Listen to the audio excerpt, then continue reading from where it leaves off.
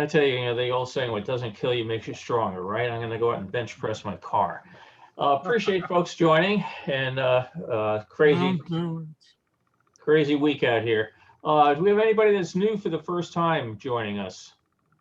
Oh, wait, I see a hand up. Is that, let's see, you're muted there. iPhone. Oh, there you go. Hi, all. Hi, are you our former ambassador?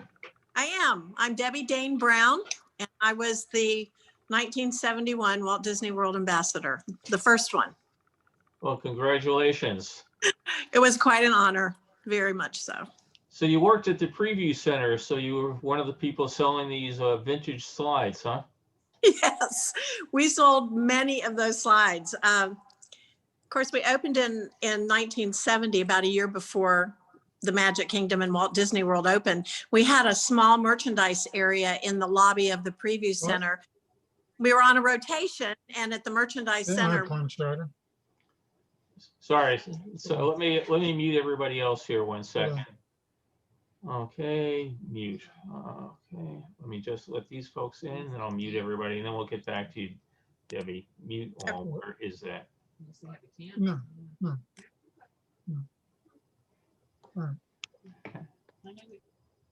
Okay, I muted that one. I'm trying to find out. I don't have all the buttons that I normally have here. So, sorry, Debbie, can you go ahead? I don't know where You were saying you were on a rotation? Yes, we were. There was 14 original Preview Center hostesses. We were on rotation. That we worked the merchandise area. We worked a orange juice and Coca-Cola stand. We also toured around the outside of the building where the artist renderings were of what Walt Disney World was going to be like. We had a small theater that a huge model of Walt Disney World was there, as well as a spiel that we gave, then Walt's famous video about Walt Disney World.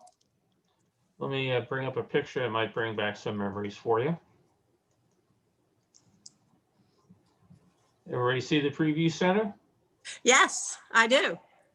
It's hard to believe that building's still there. It's been greatly repurposed over time. When I started at Disney in '76, it was being used as a check-in center for the tree houses and the villas and the other Disney properties around the village.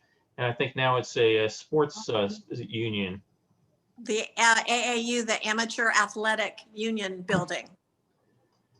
Well, it's amazing that it survived all that period of time. It is. Well, I appreciate you joining. What I'm going to do is I'm going to mute everybody just so for background noise. Again, when I'm doing the presentation, I won't be able to see or any questions in the chat. But if you put them in, either Don or my wife Carol will let me know that somebody's got something urgent. Again, for folks that have asked about Carol, she's doing much better. I don't know if she's made it on. There, she's waving. Yay. Hey, Carol, you can say hi to everybody. Just unmute yourself. For the folks that don't know it, 2 weeks ago, Carol was in the hospital requiring from quadruple bypass surgery. You want me to do some jumping jacks or something? No. No, I have to say it's not a pleasure to do this, but I'm probably going to be a lot healthier after than I was before. Well, it was a heck of a thing. So that's why we skipped it 1 week, but great to have her back in more ways than one. So it's been an interesting couple weeks out here in LA. So I'll put you back on mute, Carol. So I'm going to jump into the presentation and basically just a way of background. I started working at Disney back, I mentioned earlier, in 1976. I started buying the slides because I knew they could take better pictures than I could. So if people are familiar with it, these slides came in these great plastic sleeves. Sometimes there were, in the early years, they were 4 to a sleeve, then they put 5 in. But they're slightly larger. They're 2 inches by 2 inches, the same physical size as a regular 35 millimeter slide. But there's a much bigger difference in the size of the, I'm trying to make this thing here. The picture image was much larger. So they had a great visual image to it. Bought these things like crazy because I had a 30% discount, so I could just buy them all, stuck them in the closet, and then years went by, took them out, and they had all turned horribly bright red. The plastic that they use for these things just did not survive over the years, lost the colors. Matter of fact, I can pull up one here to give you an idea of what these things look like over time. This will be one that I've not yet gotten to restore. But let's see, share screen. So that's basically what the Pava-Vuew slides have turned to over time. They just didn't last, they didn't hold up. Luckily with the computer, you can start getting back into it. And that's how really I got into the whole thing of photo restoration. I had two things I wanted to do. One was make copies of some of my slides for my brother from a trip we had taken to a Boy Scout camp in 1967. And then I pulled out the Disney ones and they were red, and I wanted to figure out how to start restoring slides. So been doing that forever and ever since. So I'm going to start going into back into the Vacation Kingdom of the World. Well, actually, let me start with the Magic Kingdom set. What they started doing with these slides, again, selling them at the preview center, they didn't have the what you call it, the actual attractions because they were being built. So they had to go with a lot of artist renditions of things. So we'll start going through some of these. Again, and a bunch of these, they turned out very faithful and accurate to the way the park was going to be built. In other cases, the things never got built. It was just wishful thinking down the line. But this sort of in this sort of sets that you went out that Debbie would have been selling at the preview center. They also had postcards, the Vacation Kingdom of the World, a little flag on the back, Florida, to remind people that it was different than the Disneyland out in California.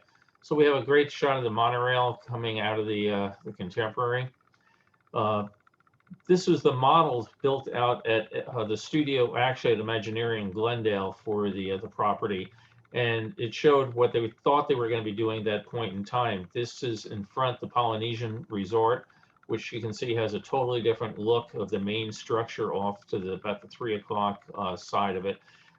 Much more, to me, it looked more like a Mayan pyramid or something than a Polynesian resort. But they ended up taking that large building out of the particular structure and going just with the longhouses all the way to go along.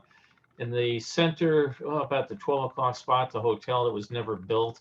Matter of fact, there were a couple of them were never built, and one of the reasons this one was never built was that it looks great. It was a wonderful spot to put it, and when they started doing test borings for the ground, they found out it wouldn't hold up the weight of a large truck, let alone the weight of a giant hotel complex.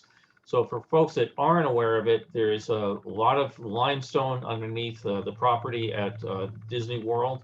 A lot of it's riddled with holes and caverns and things like that. Matter of fact, I was there one day. My secretary's husband was one of the soil engineers at Disney, and he came in one day absolutely covered in dirt and muck and everything, and said, "Well, so much for Epcot." And we said, "What do you mean?" He goes, "Well, it's not going to be where they thought it was." And we asked why. He goes, "Because we haven't hit the bottom yet of the hole that we're digging. Just some giant cavern under the original side of Epcot." So that hotel is not going to be built, but it's still a nice place to go look at the lake. Again, artist rendition, Main Street, USA, horse-drawn carriage. By the way, we were talking about Walt earlier. He'd be 119 today. So happy birthday, Walt. Of course, Main Street's a recreation of the town that he grew up in, Marceline, Missouri, and very stylized. Of course, the real Marceline was not quite the same. They also had all sorts of recreation that was going to be planned, a big difference from the California property. Out here we had the lake, so you'd have boating, horseback riding, all sorts of things done out there. This was kind of interesting. This one is Swiss Family Robinson Island. The concept originally was that the tree house was going to be on a different piece of property, separated from the main part of the Magic Kingdom. You can see a launch going around it. So it was different than what we ended up with today, but very faithful to how the tree eventually came out. More concept art. Some of these things are done by people like Herb Ryman, had done some wonderful designs on some of these. Some of the pieces are signed, most are not. This particular one, I get a kick. It's if you look down, there's a pumpkin coach. The riders there, a bunch of horses behind it. So scenes out of the movie there. And again, back in the days when you could go into the lake and you could go do things like swimming and that, we have the idea for a Persian resort hotel off to the left-hand side. Another view of what the Polynesian was supposed to be. Again, much different than originally built, as actually built. This high-rise, I just think, was more for the contemporary type of thing than what we ended up with. I think the Poly is just a beautiful piece of property. I'm glad they didn't go this particular route. And we take a look here. We're reliving the Old West Frontierland. It's, again, a bit of a stylized view of the train stations. Not quite as big out there as this might give you a way to think, but we all know, of course, the raft ride out to the island and everything did get built. And in typical Disney fashion, they actually have a little souvenir stand or a churro stand or something put in there because merchandise is always going to be a big part. Liberty Square, they had originally started Liberty Square as a project for Disneyland. We've talked about that in past presentations. And they took a lot of the artwork that had been done for Disneyland and revamped it and made it larger in scale for Walt Disney World because they had bigger piece of property so they could expand further. The buildings could also be taller, but a lot of this artwork goes all the way back to the 50s for the Disneyland project. They also built a fleet of boats. This one's called Cruising by Excursion Steamer. Amazing when you thought that there was no place to go to buy boats like this, these paddle wheelers with reciprocating steam engines. So Disney just did what Disney does. They went and built them. They found old plans for some of these engines, handcrafted the parts, built the boats, and put them out on the lake. A tremendous amount of effort for these things. Exotic Adventureland pretty much came to be the way we know it, the Tiki Bird show. Here's one that never got built, the Western River Expedition, a long-lost favorite of many Disney fans. This was going to be basically a boat ride, just like you have with Pirates of the Caribbean. You would be going through the Western River in a boat. When I started at Disney in '76 over at Imagineering, the models for the Western River Expedition were still in existence. They were up on racks out in the warehouse, and they were up kind of high, but if you convince somebody to lift you up on one of the forklifts, you could get a pretty good view like this, what you would have seen from the boat. This was going to be a great ride. They just didn't have the money to build it and get it going at the beginning. And as time went by, they later decided the story was going to be a little too static, and they decided they would do something more adventurous. It was supposed to be at the spot where Big Thunder Mountain Railway is now. So we'll see more shots of Western River Expedition. But again, this is one a lot of Imagineers kept wanting to come back to, and it just didn't get done. Main Street Victorian Restaurant. This gazebo was never built. You have the Crystal Palace restaurant there. You have one of the boats going by, this was just a motor launch. Later, they ended up putting in the swan boats, which ran around the canals for a number of years. But this gazebo was a planned facility that was not added out in front of the restaurant. And recreation, a big thing. This is slide number D5, golf on championship courses. Again, the poly rendition in the back. And let's see, that's the end of that particular batch. What I've got, these are all on folders on my computer that are named the way the slides were sold. So that's all those had the words the Magic Kingdom printed on it. Then we went over to the Vacation Kingdom of the World. Some of those, for some reason, they took slides that were packaged with one of these little cardboard sleeves up here, given the title, but then they would have different ones in it down below. So we're going to go take a look now. Again, Thunder Mesa, the Western River Expedition did not come to be. But water skiing, they used this picture on all sorts of merchandise, postcards, t-shirts, all sorts of things to give you the feeling that this was going to be a real vacation destination and not just a theme park or a kiddies place. Again, great theme artwork here. The bridge to Liberty Square. The town crier is out there giving a yell to everybody down below. Boat to Lexington is going around. Super work that they did in planning this. But these were, again, all that Don and others had to sell because they had not built any of this yet. Camping and outdoor recreation. In the back, a Venetian-styled hotel. You can see the tower standing up there. And again, another one that was never built. And this is, again, we're finally getting into what you would think is the real thing, but it's not the real thing. It's a model. If you look, you can see the seam of the sections of the model going through it. But this is how accurately they built the model. Imagine that they put in all these little trees. That must have kept somebody busy for quite a while, just taking model railroad type trees and gluing them onto this board. But this is sort of attention to detail that Disney did on all their projects. I think they're still building models today, but a lot of it's done with CGI because now you can do it cheaper and easier. But this was everything, so they got an idea of sight lines, scaling of the projects, how the whole thing was done. And again, you'd first glance as you'd look at it, think it's a picture of the property, but then you see the scene down in the middle of the lake. So I'm going to go back over. We're going to start probably alphabetically. We're going to go through Adventureland and take a look at some of these. What we'll see in some of the slides is that they reshot them over time for whatever particular reason. They decided that it was too close into the subject, too far from the subject or whatever. And in some cases, they, for whatever reason, just pulled a slide out and replaced it with a totally different one. So the park is open now. We have one of our tour guides happily taking people around.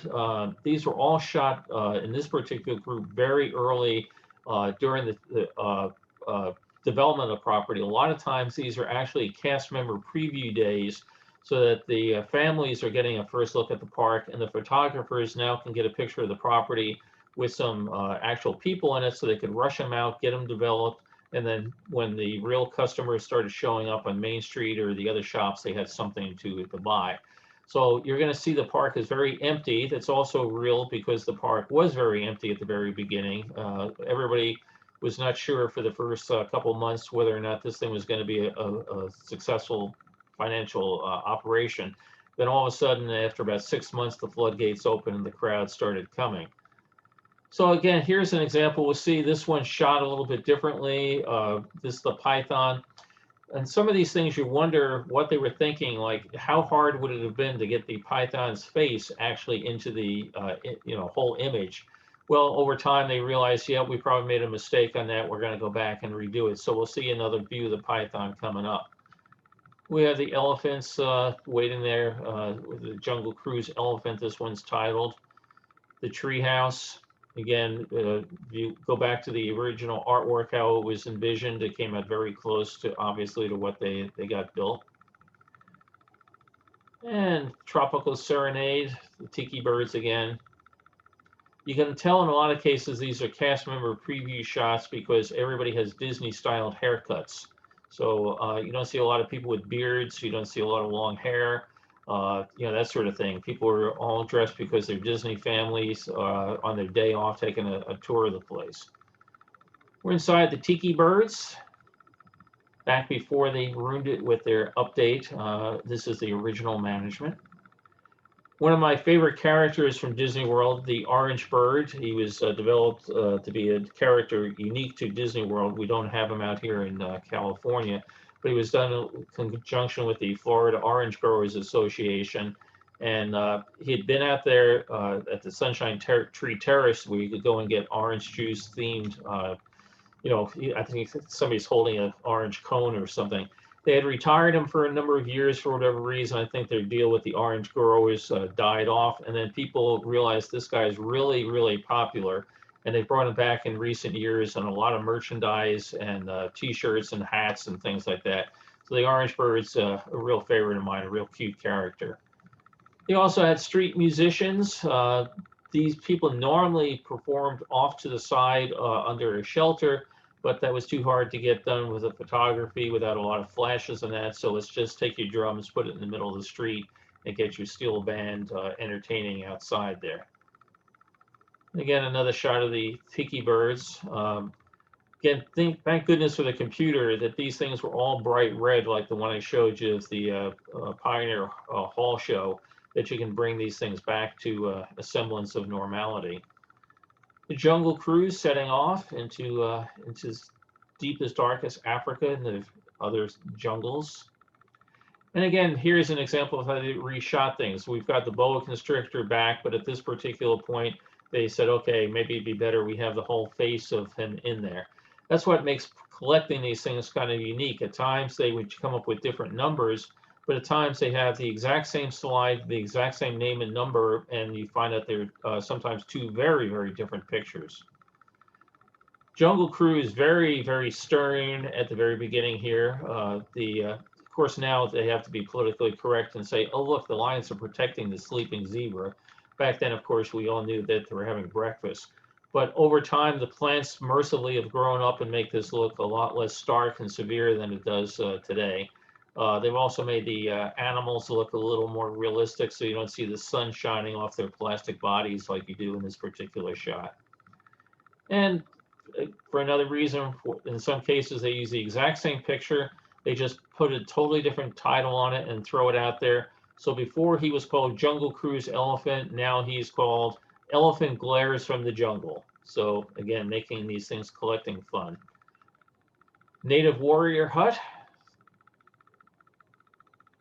And the front side of water. So this is the Jungle Cruise boat under falls, the famous Schweitzer Falls.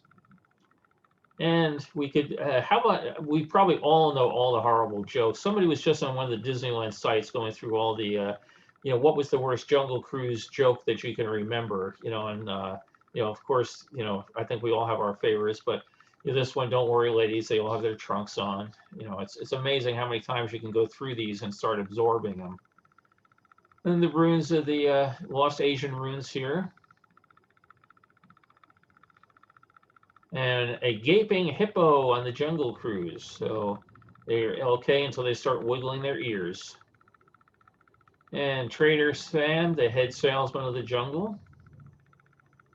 So a lot of these have been lifted right out of Disneyland. For people that have not been to Disney World, this part will look very familiar to you. But we have others, so let's go back, leave Adventureland. And I'm going to skip American Parade right now because we did that a couple weeks ago. We'll see if we get back to it. Sometimes it's really strange. Like this particular one, they put out a set, and there's one slide sold with the others in a set of 4 or 5. But this one says Cinderella Castle on the top of it. And it's the only one that was released as a Cinderella Castle slide. The others are released as Fantasyland or whatever. But, you know, I guess they were still coming up with something that was kind of uniform with what they wanted to do. We also had the conundrum, is it the Contemporary Resort or the Contemporary Hotel? So at first they started with the hotel, and we'll be looking at those slides. Then we'll take a hop over to the Contemporary Resort, which looks amazingly the same.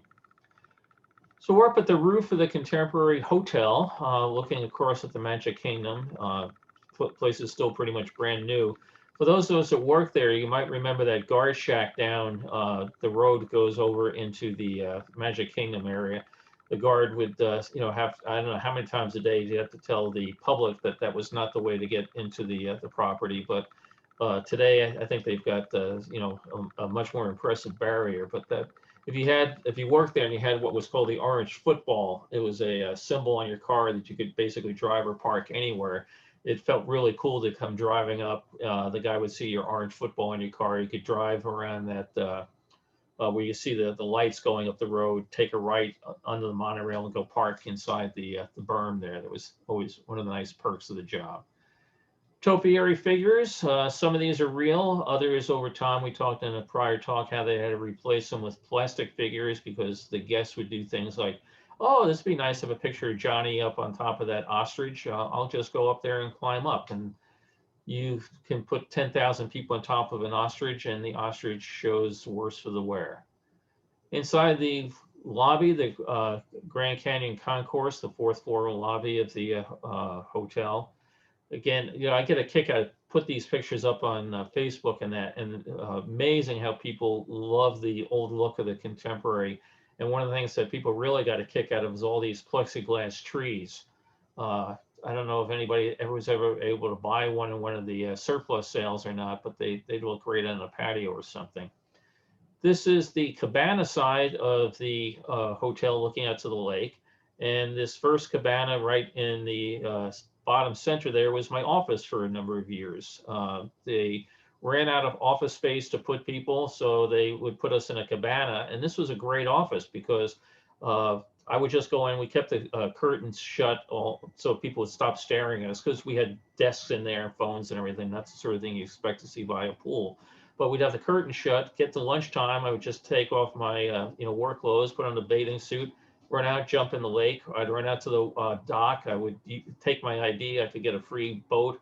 I found out very quickly I am not very good at sailboats, but I enjoyed the aqua larks, so the mini sailboats. So this was a great office to have. We'll be looking at Discovery Island, or Treasure Island, also called Blackberries Island. One day I was sitting here in the cabana looking out at the lake and just having a great day, and the island got hit by a lightning bolt and caught on fire. And I had to call the operator and tell him, hey, the island's on fire. And I didn't think they'd believe me. And she said, not again. So yeah, that was part of the problems with lightning storms in Florida. Again, the fourth floor lobby been greatly changed over time. As you can imagine, Disney says, oh, empty space, let's put in the gift shop and change things. So all this empty vista and the feeling of airiness has been lost in recent times. A number of the shops, you had these women's shops, men's shop, jewelry shop. Off to the left there where the lights are kind of bright over the side was a store where you could buy supplies, snacks, that sort of thing. They also had a flower shop inside, which was interesting because people would be coming down to Disney World for their anniversaries, that sort of thing. They could buy flowers.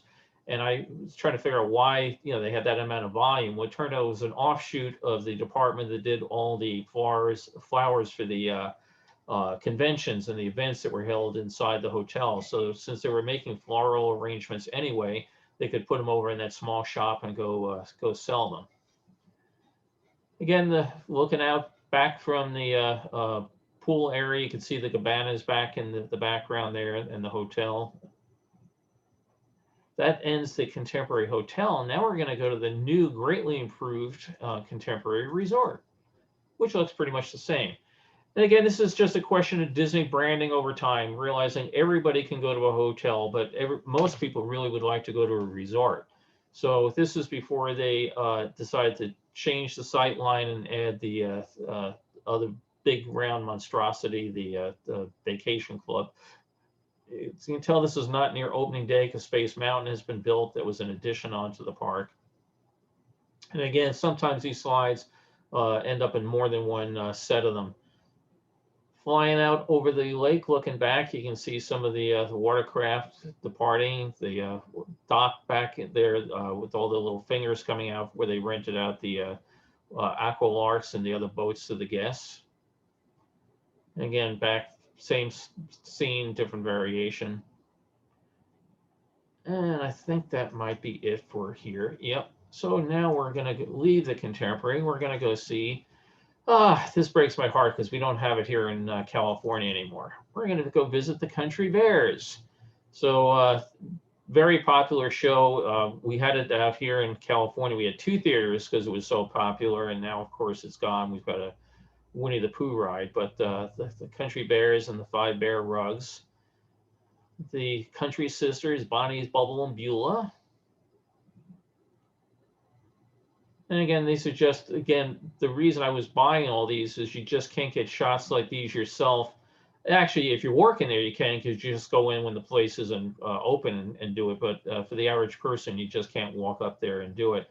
Again, this is an interesting thing on why they would do 2 different shots. This is Gomer plunks the piano, and the exact same, character, but in a whole different view. They turned his head, so they would just go with different variations on it. And all the guys that turned me on, turned me down. Risque for Disney at the time. Big Al. This is the sort of thing, as a photographer that tries to take some sort of pride in what I do, drives me crazy because he's all blurry. They could have obviously taken this picture with Big Al stopped or whatever, or used better film or lighting, but No, we got a nice blurry picture of Big Al, and you got to go and buy that for your souvenir package. Swinging Teddy Bear, the mandolin player. Now here's a better Big Al. Isn't that better than what we saw before? So they did update these things over time. Is anybody out there, you might put in the chat if you know who Big Al was patterned after. His name, Al, was a giveaway. So if you do happen to know, put it in there. If not, we'll see later on how many people did know who Big Al is copied after. And we're going to take a look here at the Disney characters. Again, some of these are done very early on. You can see how different things have changed in the park over time. The forecourt to the castle has been redone. Two different versions of the same slide. Oh, this was the opening day of Disney World. I don't know if Debbie can spot herself out there. She's probably somewhere in that picture, but it's on the cover. I think it was Life or Look magazine. And people are always saying, oh, yeah, I'm there. I'm the one in the 93rd row just off to the left. So a great, great shot. The Aristocats. Again, this, for whatever reason, they, well, in some cases here, this is, they had the same slide. It was me, but basically what I've been doing is rescanning them to try to, sometimes I get one that works better, that the red has not faded quite as much or it's not as scratched or whatever. So I've been leaving my old scans in there just as placeholders so I can remind myself which ones I have to go back to. So this was a scan I did years and years ago, 2004 it looks like, and this was a 2017 upgrade to it. So I'll apologize that sometimes we'll see the same thing twice. Pluto's having a nice day out there. Pluto welcomes friends. Dumbo the elephant, of course, the Skyway is now long, long gone. Alice and the White Rabbit and the Mad Hatter. The Aristocats again. They liked the Aristocats because they were so colorful, so they used them in a number of the particular pictures. Stage show, the Fantasy Fair stage, Alice and the characters, along with Dale. Winnie the Pooh, I really like this Winnie the Pooh costume with the bee up on the top of his honey pot. Obviously, some of the costumes have changed dramatically over time. They've downscaled the chipmunks, they've changed the Pooh costume and that, but this was the Disney I started working at, so this is when I think of the Pooh costume, that's what I think of, and I can tell you from experience, it's a very heavy costume to wear. I'm going to skip by Epcot, and we'll come back there later. We're going to go through Fantasyland. Again, things have changed so much. The signage, the facades in some of these shows have totally changed. The Skyway's gone. Again, they'll take the same slide. If they can sell it to you as the Walt Disney characters, that's great. You get home and you buy the set of the Fantasyland slides, and you end up, oh, well, they've sold me the same slide twice. Snow White Scary Adventures. Again, sort of thing you just can't get as a tourist. So the great things on why these were so popular to buy over time.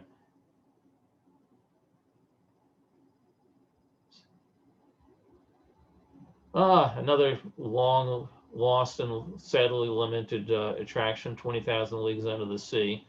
When I started working at Disney, I had just come there from working as a designer on real submarines, and all the guys I would work with would come over and we'd go for a ride on these particular subs and just have a real hoot on how different they were. But sadly, they're not there anymore.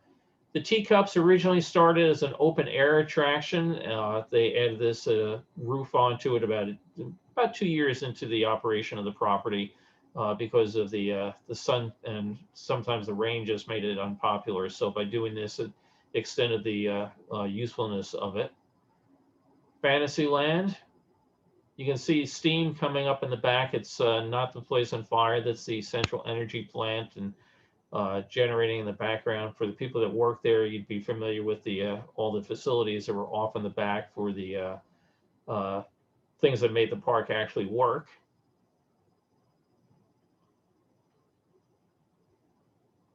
Boy, I see lots of chats up there. I must be making lots of mistakes today. Ah, well, now we're definitely past the family preview days. The place has become a hit. The crowds are going along, and it's really starting to become a much more popular spot over time. So you can see the difference again between a shot here of one of the very early opening shots, and again when it's open now, not very much longer if the thing is taken off. Another sad show that we no longer have with us, it was the Mickey Mouse Review. I think this had the largest number of audio animatronic figures of any of the shows that they built. Great show. When they opened Tokyo Disneyland, the Japanese wanted it.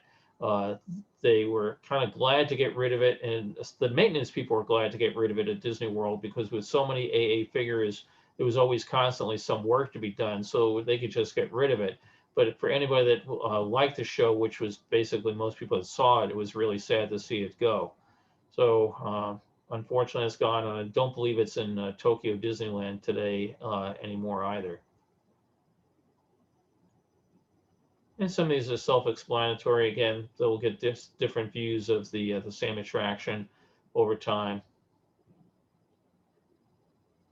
Looks like Alice is having good fun off to the side. I don't know if Tweedledee and Dum. Hopefully this was just done as a static shot, because riding this thing in those heads, no thank you. And we're into the submarine ride now, 20,000 Leagues Coral Reef.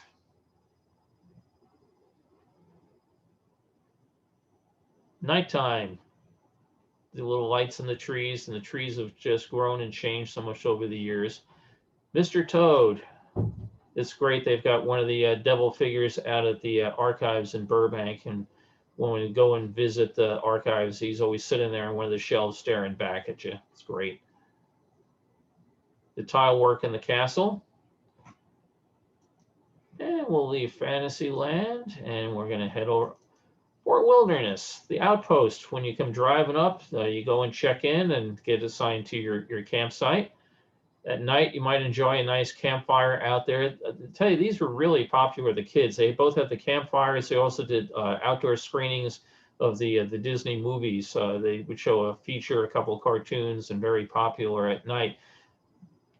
The Magic Kingdom most nights during the year was closing at 6 o'clock at night, so there wasn't a lot to do.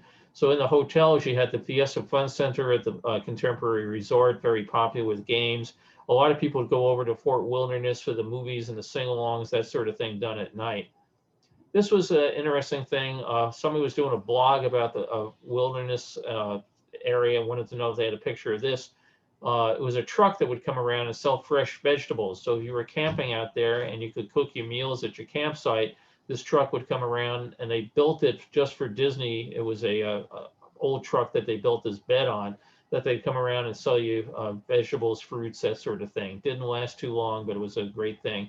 If you look, he's on top of the train track there that used to go around the property. The trading post, those hats are great. I mean, a big thing for the 60s and 70s. Everybody had to have a hat with a giant feather on it. The Hoop-de-Doo review, which sadly just about 6 weeks, no, maybe even less, maybe about 4 weeks ago, they announced that the show's closed, maybe permanently because of the COVID situation. This was a great show if you ever got to go to it. It was a family-style dinner where you could go and eat at your table. They bring out the plates of chicken or other food, corn on the cob, and it was a really fun show with the Pioneer Hall players. And hopefully, when the economy bounces back and things get going again, that's something that they would be bringing back. So we're going to hop over here to Frontierland. Admiral Joel Fowler, the steamboat. You can see how early this is. There's nothing out on the island. The trees are all real small. Admiral Fowler was one of the construction guys, super responsible for getting the property built. The burning settler's cabin. I don't think they ever put a dead body outside like they did at Disneyland, but he's burning away. Chip and Dale with the sheriff out there. Again, these are all preview days. You can see how empty the place is. And they would, again, take the same sort of area and go between one shot and now, another view of the same area, put the characters out there. Joe Fowler coming around the bend again. And look how empty that area is. Those trees have grown so much, it's astonishing. Country Berry Jamboree. Train coming around. I don't know if OSHA would like the guy standing up there on the tender. The Diamond Horseshoe Review. Wally Bogue had been brought out from California to help open it up. Matter of fact, they took the cast, Betty Taylor and others did it. He then went back to California, and Bev Bergeron, who took his role, fortunately just passed away this week. Super nice guy. You know, Wally was tough shoes to fill, but Bev just absolutely outstanding job, and it's sorry that we lost him. And the Burning Cabin again. The canoe ride, which again, any of us that have worked the canoe ride realize that all the guests are super enthusiastic when they set out from the dock. They're really having a great time. When they get about halfway around it and it's 98 degrees and 98% humidity, you realize you're going to have to pedal them back to the dock because they all tire out. So great attraction to get stuck on for cross utilization. I had long hair because I could work at the studio. I didn't have to have a Disney World haircut, but for cross utilization, the Davy Crockett canoe caps would cover my long hair. So after a while, I realized if I was going to be on assignment at Disney World during the cross utilization time, I would go get a different haircut when I went down there so I didn't get stuck out on the river again. And the peaceful Indian village.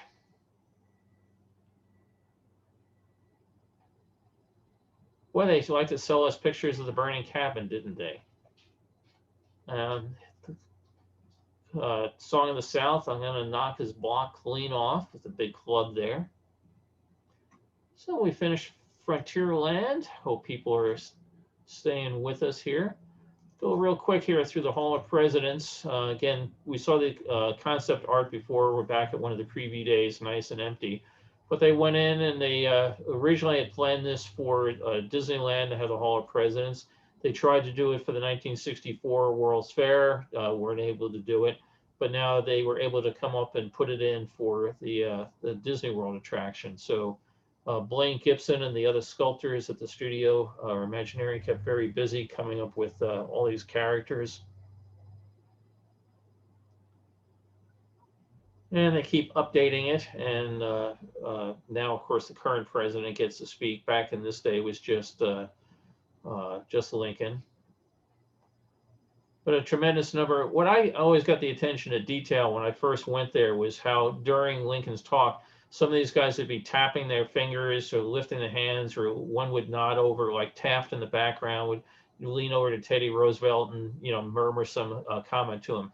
So much different than you might have seen in other places. They just had, you know, basically waxworks or whatever. At Disney, they had the whole thing with the characters all interacting.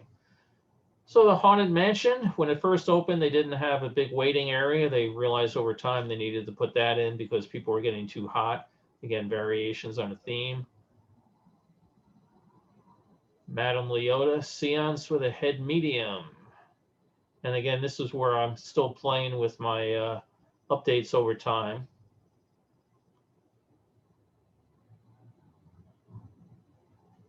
So we're getting to see two of the same for some of these.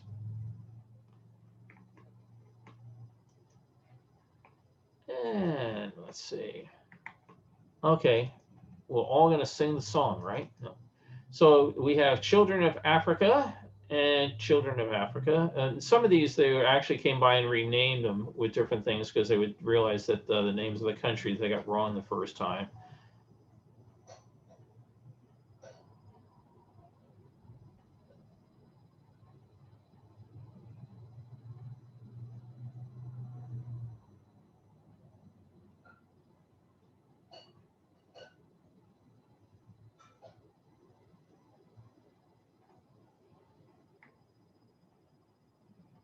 Why, the colors have improved over time. Amazing if you restore 50,000 slides or so. After a while, you start picking some of it up. So we'll skip through here. Jungle Cruise, again, we've seen some of these in the preview slides that they put out. The Jungle Cruise going out, front side of water. Yeah, pretty much, like I said, they've used these in a bunch of different scenes. Trader Sam again. I almost said Trader Joe's because it's such a popular store. Liberty Square, again, you had the Hall of Presidents, but you also had the outside of Liberty Square, a popular area with the fife and drum corps coming through it.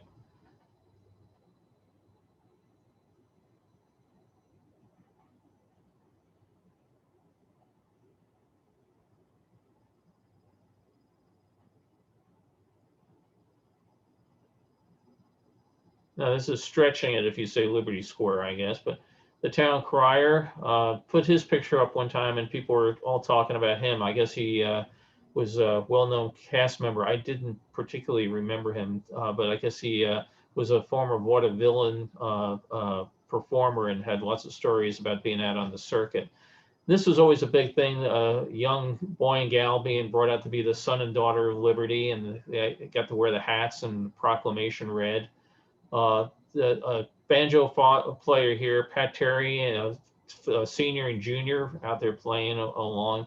They also would come down and entertain on Main Street. Great, great guys, very personable to talk to. And the stocks or the pillory, I guess. And again, here come the fife and drum corps. Okay, let's go here real quick. Town Hall, again, back in the preview days, they could post all the vehicles out there. Things were nice and empty. And why are we not moving on? Oh, there we go. Okay.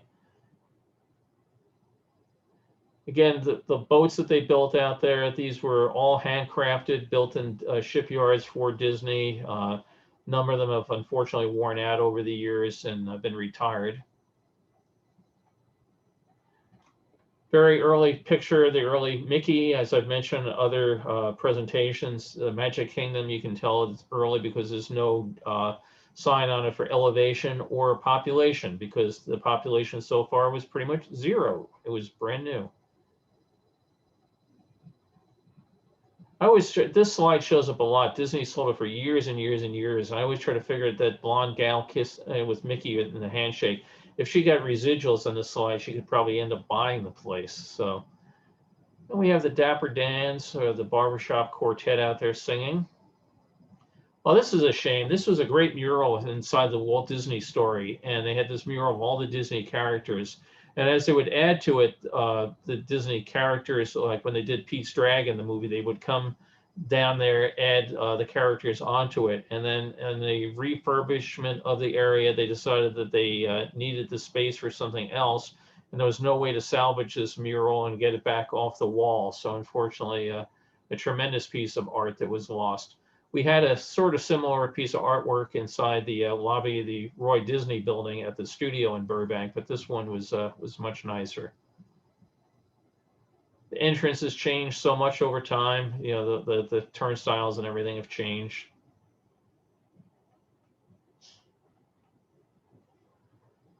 Main Street, Flower Mart, come down to Disney World, come, you know, all the way down, stay in a hotel, go out and buy a good handful of plastic flowers.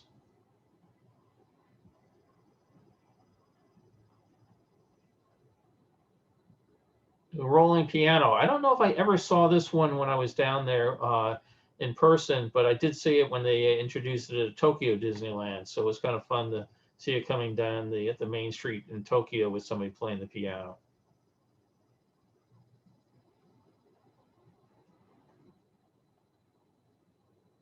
And good old Mickey. Whoops. Chip and Dale. The security host back when they were themed to the particular area, and now they have a more generic costume.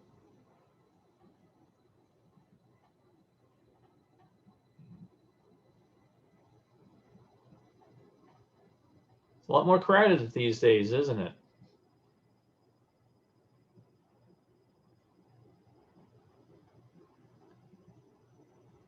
Trees have changed so much over time.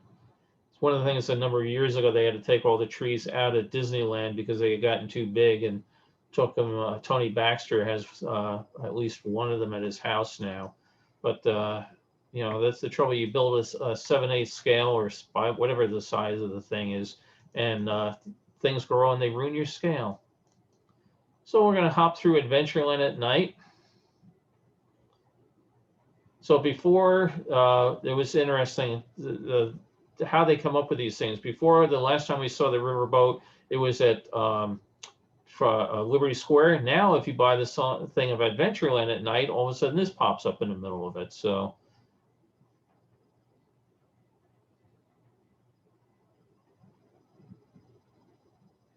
one of the old entrances. Oh, we got to run over to Tomorrowland before we run out of time. I love the early entrances to Tomorrowland.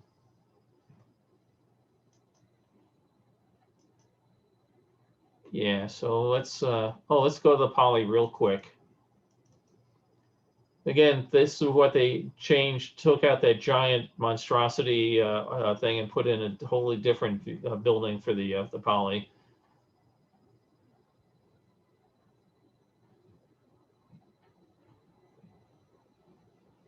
The lobby of the Poly, the original lobby, was just gorgeous. You had all this water flowing through with these giant plants.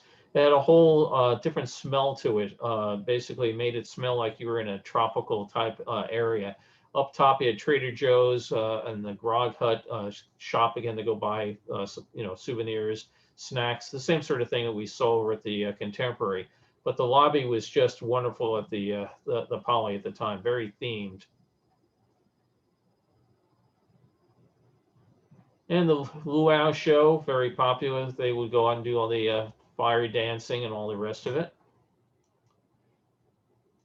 Go to an area that is sadly gone. Let's get over there real quick. River Country, the first water park built there.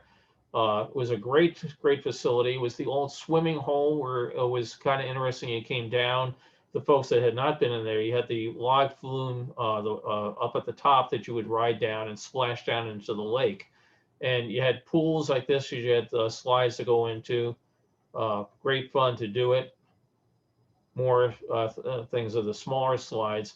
But the great thing where you could go through these rapids, or you could come down the other chute into the thing. And it was a wonderful area. Unfortunately, over time, as we know, bathing in the lakes is not allowed now because of the problem with the amoebas that live in there. Also, now they've had a problem with crocodiles or alligators rather doing it. But the River Country was just great. This going down this flume was just a wonderful way to enjoy yourself out there. So they've recently this sat here empty for years and years, and they just took out permits and demolishing it. And I forget. I remember reading what's going in there now, something else being built, but they didn't get for years. Like I said, it just sat there. Another thing that sat there. We'll take a quick look. Treasure Island. This is the island I mentioned caught fire. The original plans of Disney World is labeled as Blackberries Island. Then it's been known as Discovery Island, and then Treasure Island. It went through a whole variety of names on it. But it was a bird sanctuary for years and years and years. So you could go out there. They had all these birds that do different shows. Talk about how they were preserving some of these species, that sort of thing. But it was a separate ticket attraction. You had to buy a ticket right out on the launch there, go through the attraction. When they opened the Animal Kingdom, they shut down the island, and it's still out there. People periodically go out there to investigate it. They get themselves arrested and thrown out of Disney World for the rest of their lives. So real quick, we'll just run over to a couple of other things that have changed over time. We're going to go visit Epcot. So many of these attractions and shows were cutting edge, state of the art in 1982, and they've all changed over time. This is the fountain of information, way back before anybody could think about anything with the internet or any of the things that we do today. This was an idea of, talking about the amazing microchip.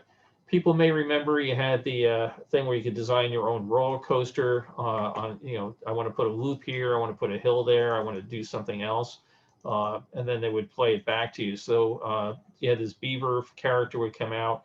He would talk about how you were going to be building your coaster, and then you could simulate a ride on it. The next person then could decide they were going to put a loop in a different spot where you put a loop. It was kind of a neat thing to do at the time. And again, The census clock numbers it just went around, didn't mean anything, didn't come up and tie out to anything of any actual meaning. Oh, let's see, what else would have changed a lot? Oh, here's one that's changed. Kodak, the Journey into Imagination ride. This was a kind of interesting thing where you went through this tunnel. The initial concept was that if you walked into it, you got a color, say you were white and the next person was red, and as you ran through it, your white and your reds would all follow you down through the thing with sensors through the tunnel that would match your movement. Turned out that people were packed in there so tight you couldn't tell anything, so let's just make the lights change and pretty colors. So sometimes things work out great, they work out in the lab, and then when you fill them up with 100,000 people, things come out differently. Kaleidoscope, again, you could change patterns on these things. Some of the things was interesting to get the different patterns and changes on some of these things. We actually used the sensors out of a Polaroid SX70 camera because it could detect how close you were, where your hands were moving, and things going back and forth. So for a while, we were buying all sorts of SX70 cameras and taking them apart and playing with them. The jumping water fountains. So I don't know if there's any pictures in any of these things of the ride itself. I don't see any sitting in here. But we'll just take a quick look again. Sometimes you say, why would they sell this? This out of focus, dark. I mean, they just, sometimes I think they were just kind of going through the motions of trying to sell these. But American Adventure, the great show, lousy pictures. People get a kick out of if you worked at Imagineering because they would look at some of these and say, "Oh, that's me." You know, some of it would have been the model for the Spirit of Adventure or Self-Reliance or whatever. So people are always going online and posting pictures of themselves over time. And I think we'll wrap it up in a moment. I don't want to run too late. Again, Land Pavilion, things have changed so much. This was during the building days of Epcot, was the employee cafeteria, one of the first things that was you could actually eat at. So it was lots of times going over there and having something to eat down here in the food court. And going through the boat and seeing all the people with their giant hydroponic plants.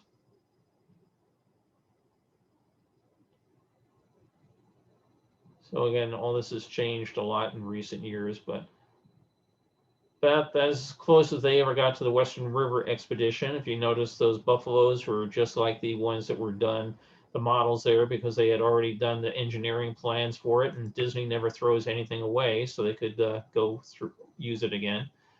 Oh, Bon Appetit, the stars of the Milky Way, food, what you call it, the Kitchen Cabaret, later redone, I think was called Food Rocks.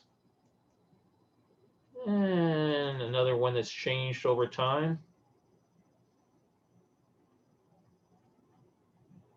Dinosaur molds that we could use from the Ford Pavilion at the World's Fair. Amazing that you can go off and repurpose things. I have the same sort of battle that you had at the World's Fair in 1964 and move it out to here because, again, like I said, they don't throw anything away.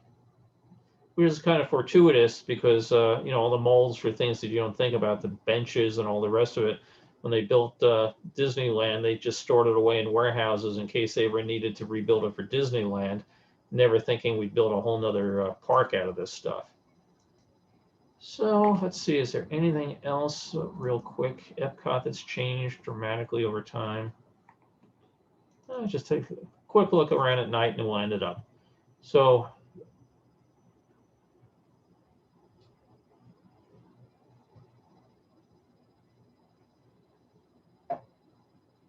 the Odyssey Restaurant, which is never, ever, ever open anytime I ever go there. Well, it was basically a hamburger joint, but why it's been closed 99% of the time, I don't know. So let me stop there, stop sharing. Always good. We still have some people, and look at all the comments. Oh, God, 74. That's an all-time record. Okay, I've been trying to reach you about your auto warranty. Oh, okay. No. Okay, great. If anybody has questions or anything, I can try to get through these. Greg Airbar, it's only open for events. Again, I don't know why they closed it down. So let me see. We are new to, okay. Debbie's picture in the Disney University, long hallway. Yes, that's right. Greg Abar's mentioned they had all the Disney ambassador pictures up there. Okay. Kathy was first day, October 1st, 1971. Hey, that's pretty neat. Okay, just go scrolling through these. Yes, we're all glad Carol's doing well. Yeah, good old Pava-Vuew. Don Lancaster mentions the model for Western River Expedition as a post show for the Disney Walt Disney story. Yeah, they had some of them. They didn't have them all there at the time. There were so many of them. But after the Walt Disney story, they would periodically change that show out over time. And for a while there, they had the Western River Expedition coming soon to a theme park near you. And then they brought him back out to California. Okay. A computer internet is slow. Okay. See, I can't tell. I'll have to look at the video later, but I can't tell it's slow. It's okay. Good on his end. Been restored. Orange Bird is his own theme song. Yes, Orange Bird even has his own record album. He was pretty neat.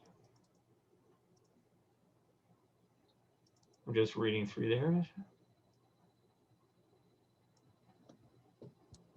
The gold football, yeah, the football, again, to me, it was a wonderful thing. You had this emblem, as I mentioned, on the bumper of the car. And just me always being devious, I always thought, what would stop anybody from just getting some gold spray paint and putting this oval on the front of your car? But it was really neat because you would drive up and the guards would just let you in. That was sort of stuff. Someday, all the trees of the future be crafted of attractive plexiglass. Okay, Greg is originated in Florida but developed for Mineral King. That's the Country Bears, I assume you're talking about there, Greg. Yeah, there's actually an audio track that's out there on the internet. You can find the early soundtrack they did as a demo for the Country Bears, where it was going to be in Mineral King. Beth is saying she bought a lot of postcards for the same reason. Yeah, better shots than you could get. That's why I was buying them too. Someday, if we ever want to really spend time, we could go through vintage postcards. Okay, Albertino, yes, okay. Everybody was, no, was somebody at Al Martino, but Albertino was a story guy and artist at the studio, and he was a big guy, and he was very popular, and he became Big Al. So yes, people knew the story of Big Al. I'm just scrolling through here. Okay. Well, I'm glad there wasn't a lot of mistakes I was making. Or at least people were being kind. Yeah, the old Frito-Lay logo on front of the Country Bears. Yeah, I saw that there too. Oh, Leslie, We the Melody 3D singers recorded the Orange Bird song and Orange Tree for the reopening of the Slenchi Terrace. Oh, that's neat. That's pretty great.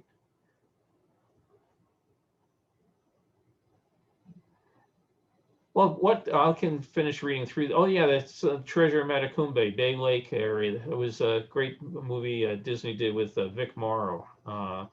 It was filmed there. The studio in Burbank was all over the place. So questions, comments. I can take people off of mute if anybody wants to wave, either use the wave icon or actually physically wave. So, okay, we have Mr. Warner here. You can unmute yourself. Got a question about those steamboats. Are they really powered by steam? Yeah, they were. They were done with reciprocating engines, and they built them with turn of the century plans. And you had to actually have a permit to have I guess whatever OSHA, whoever regulates these things. But they were done with steam engines.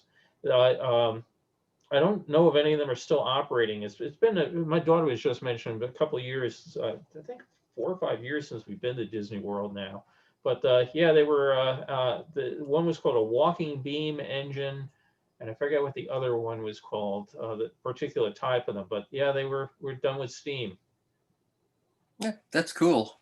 They used compressed natural gas to heat the water, but it was steam. Yeah. Yeah. Very cool. There's a lot of attention to detail that people wouldn't actually realize. Yeah, Bill, remember? Oh, Yeah. okay. Yeah, my hubby has a question. Hi, Bill. John Gregory here. Regarding the Country Bear Jamboree, there was one song in there, the Blood on the Saddle. I can never really understand why that song was in there. It seemed to be so out of place with everything else in the. Huh. Big Al's Blood on the Saddle. You know, I don't know how they picked, you know, whatever particular songs they do, but, you know, it's the thing, the sensitivities of 2020 and 1971 or something, you know, back then it was probably something somebody at the studio loved it from some old Western thing. So If I may, Blood Yeah. on the Saddle was Tex Ritter's most famous song, and Tex was the father of John Ritter. And Tex was an old singing cowboy back long time ago. right. And it was, and Blood on the Saddle was a big hit. Yeah, things that we all forget these days. You know, it was really a kick. You know, we're talking about the Country Bears. You know, I had gone to Disney World, then got hired, moved out here to the studio, and walking in the hall one day and talking to somebody, and the other guy, you know, walking next to me was talking away. And I said, "My God, I know this guy's voice from somewhere." And it turned out it was Pete Renaday, who did the voice of the host for the Country Bears. And that was the sort of neat thing. You'd run into all these people at the studio that had done voices, or, you know, people like Albertino had posed for the characters or whatever. And, you know, Pete was a super nice guy, you know, to talk to and everything. And he did so many other things for Disney over the years. But it was just very bizarre when you're talking to somebody and all of a sudden you realize I'm talking to a giant 6-foot tall bear, but he's a person now. So crazy stuff. Mike Clark, you can unmute yourself there.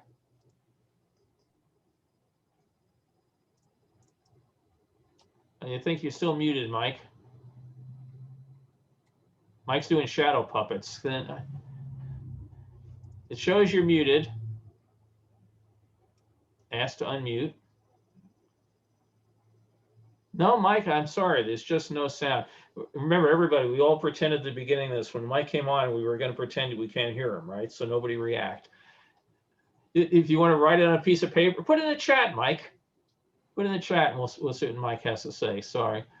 Mike has been for months telling me he was going to buy himself a new webcam. So it looks like he's bought a new webcam, but he hasn't bought himself a webcam with a microphone. So yes, Pete Renaday should definitely be a Disney legend. The only trouble is, Greg, is it which spelling of Renaday are we going to use? Because his real name is Renoudet. So, but nobody knew how to pronounce it, so he came up with a different spelling of it that looks like it sounds. Dave?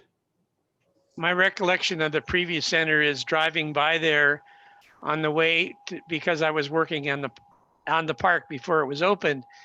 And one day, Wathel Rogers, who was one of the did a lot of the programming, was out there, and they were feeding the alligator in the lake. So that's not a new phenomenon. Unfortunately, it's a dangerous one. But yeah, driving by the preview center, we'd stop in there every once in a while, usually on the way home from work as opposed to going there. It was funny you mentioned the alligators. When first time I stayed at Bay Hill at the Disney houses out there, it had a full-size bar and everything, but they had this giant box of marshmallows. And I said, you know, why so many marshmallows? And the host, the house cleaning lady, says, oh, that alligator really likes some marshmallows. I said, what do you mean? Well, it was an alligator that if you walked out into the dock behind the house, would hear your footsteps and would come swimming out to get something to eat. And it loved to eat marshmallows. So it also found out that she would tell us, take a giant block of ice, throw it into the water, and listen what happens next. So when you throw that block of ice and that alligator starts crunching away into the ice, you realize, man, I don't want to be anywhere near one of those things when it actually goes after somebody. But yeah, they were all great pets from a distance, you know, but not so great. So Mike has said, okay, you mentioned the problem building a hotel or a piece of land that couldn't support even a truck. Florida's a bunch of connecting aquifers that are sometimes huge, an entire world underwater. Also want to ask Debbie about herself, which, yeah, I was going to ask that. Was she a Floridian, and where did she live to work at the visitor center? So Debbie was going to ask if you saw some things that brought back some memories, and how did you end up being one of the first cast members? You're muted there. If we can Muted. just unmute yourself. There you we go. Hear me? What Yes. to be here today. You have taken me back down memory lane, and I have laughed a lot, and I have shed a few little tears, and I appreciate you doing this so much. It was a lot of fun. Thank you. How did I end up there? I was a freshman at UCF FTU at the time. My dad called and he said, they're hiring the Disney girls, the 14 Disney girls, get out there. I said, does this mean I need a job? And he said, yeah. So I went out, we lived in Forest City. And I went out, applied actually from FTU because I was living on campus, and my roommate and I went to the admin area, stood in line with hundreds of other young women because you had to be a young lady, different rules these days.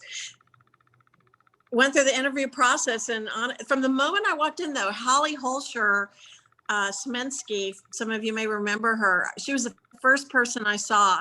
I knew as soon as she started talking, I knew I wanted to be a part of Disney. I had watched Walt as a kid. I loved Mickey Mouse.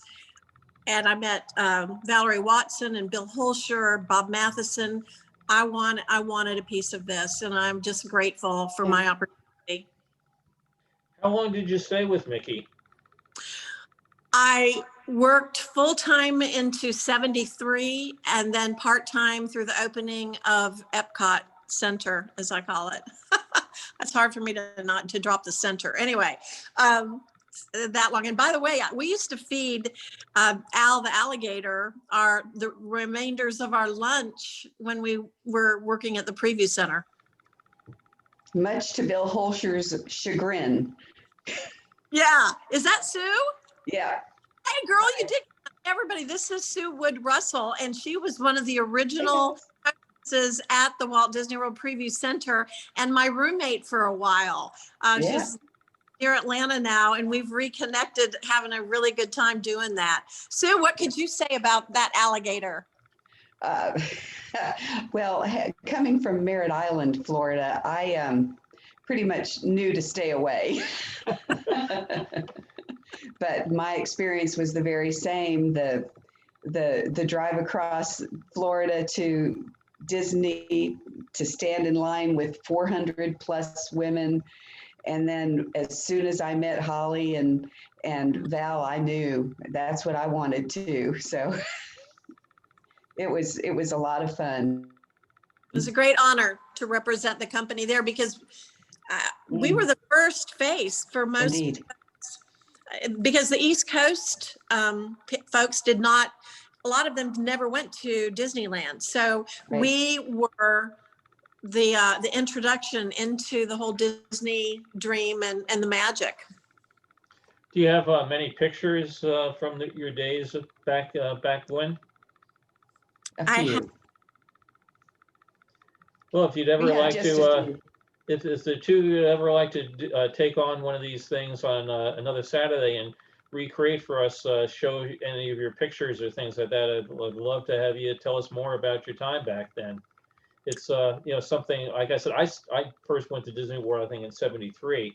So, it was already up and running, and the preview center was closed by that point in time. But yeah, I'll be in touch with you. And like I said, if we can do something, and I think people would be fascinated to hear about the early days.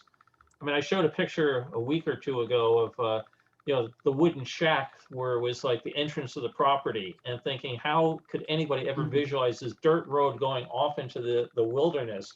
That was going to be Disney World. I mean, it's just changed so much over time. Yeah. That'd be great. I look forward to it. And you're right. I thought it would probably be better than the Central Florida Fair. That's all I knew. Unbelievable. It's amazing how it changed over time. You know, it, It did. Well, it's a delight to have been part of this today. Thank you so much for sharing your knowledge and experiences. I've loved every minute of it. The Country Bear Jamboree part, I remember so many of those slides being in the video that they showed at the preview center on top of the model. And Blood on the Saddle was part of the audio portion of the video. Man, that brought back memories. yes, it's really amazing how a picture can just take you back 50 years, isn't it? Mm-hmm. Oh, great. Anybody else? Again, appreciate everybody joining. For the folks that are new, I started doing this back in April, thinking, oh, we'll kill a couple weeks until the pandemic's over, and somehow that has changed. But I started originally with pictures of the 64 World's Fair behind me, but we've been trying to cover the Disney theme parks. Beth Bramlett there took us back to the General train. And matter of fact, Beth was there today. She sent me a picture of her, the cab, and goes, guess where I started my day? And there's a picture of the General cab. So it's great fun. And Ken Carpenter is going to look to give us a talk on some things that he's done at Disney vacations over the years. So looking forward to it. Next week, there will not be a talk because next week I am going back to the dentist to have this hole in the side of my mouth worked on. So the week after next, 2 weeks from now, is supposed to be the granddaughter James Algar, who is the fellow at the studio behind the True Life Adventures and a million other things. So I'll get the confirmation from her of that and send it out. Again, as I mentioned earlier, if other people have different topics they'd like to do, Jim Brown, sitting up in the corner, yesterday took people for a nice tour out in the rain. Jim, did you get the dry off any? Jim was taking people for a walking tour of the Flushing Meadows Corona Park yesterday. And for people unfamiliar with the weather in New York right now, it's not good. So I'm glad to see you dried off, Jim. Yes, it only rained lightly. We were very lucky. We got through the whole thing. And I want to thank everybody who did from this group attend the walk with us. And we're hoping to do again in the future, maybe augmented with visuals of those same sites during the fair. So we go back and forth, and also to cover the whole fairgrounds. Yesterday was more just a test to see how it would work, and it worked out pretty successful. So I hope we do it again. It was just so depressing though yesterday because it was gray and gloomy, which I guess is sort of fitting when you're thinking about all the ghosts of the park or anything. But you know, Jim would be showing stuff like, oh, this is where Small World was, and this is where the GE was. And, you know, the park was just deserted and empty yesterday because of the weather. And it reminded me the first time I went back, when I actually got started with all this World's Fair nonsense, I went back to the park one day. I was working in Manhattan on a business trip, and all my meetings were called off. So I jumped on a train, took the number 7 out, walked through the park, and said, oh, I ought to start finding my pictures of the thing, started collecting more, and it's kind of went crazy. But I was on a similar sort of day where nobody else was around. It was deserted, and it's so hard to think of the World's Fair day when you might have had 80,000 people, and now there's 12, you know, so it's crazy. But thanks for doing that yesterday, Jim. It was entertaining. And yeah, I saw Baron waving. He was on the thing yesterday as well.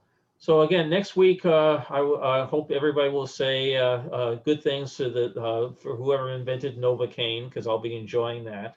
And yeah, it's one of those things. You have to do what you got to do. The maintenance, you know, the audio-electronic figures break down, so do we. So, but appreciate everybody joining. I'll have this video up online for folks that are new. If you go to worldsfairphotos.com/Zoom, all the prior talks are on there. There's also links to all my other World's Fair stuff.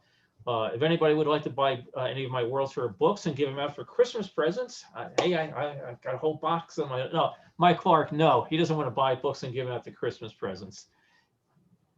Well, you know, if we could listen to what Mike said, it might be important, but yeah.